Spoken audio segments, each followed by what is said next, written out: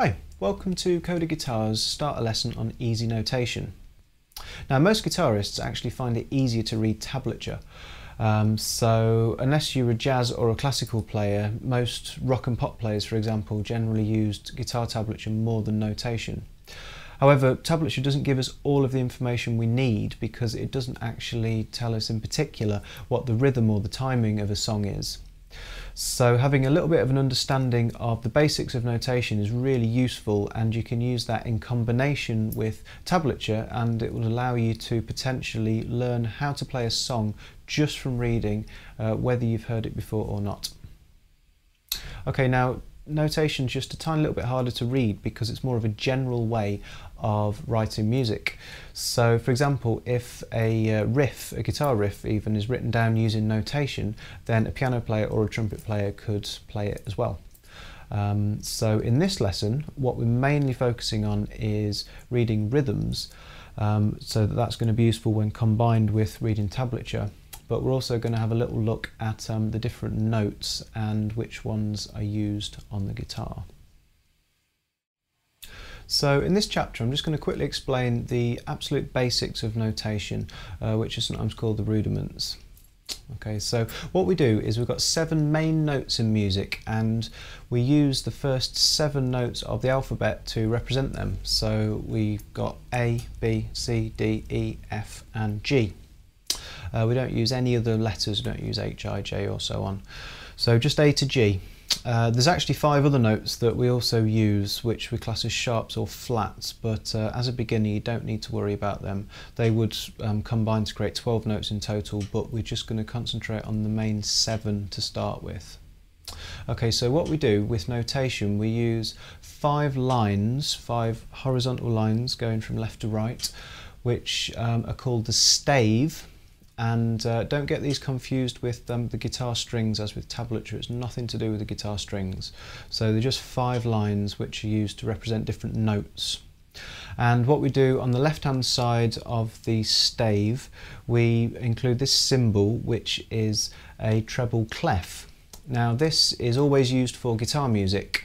Certain instruments use different clefs. For example, a bass guitar would use a bass clef, but for guitar we always use a treble clef, and what this tells us is that each line represents a specific note, a certain note. Now what we do, we use little dots, little oval shaped dots to represent the different notes, and these are either placed on the lines or in between the lines in the spaces. So firstly, on the 5 lines starting from low to high, now remember this is the same as tablature, so the lowest sounding notes are on the bottom, so on the bottom line, and the higher sounding notes gradually go up, so the highest sounding note would be on the top line. So the first note, the bottom note, would be an E, and then the second off bottom line, that note would be a G, and the middle line would be a B, and then the second off top line would be a D, and then the top line would be an F. So all of those notes in combination, E, G, B, D, F. Now there's not really any particular pattern to that you can remember, apart from maybe a little rhyme where you take the first, each of those letters is the first letter of different words. So every good boy deserves football is a common way for people to remember the notes on the lines.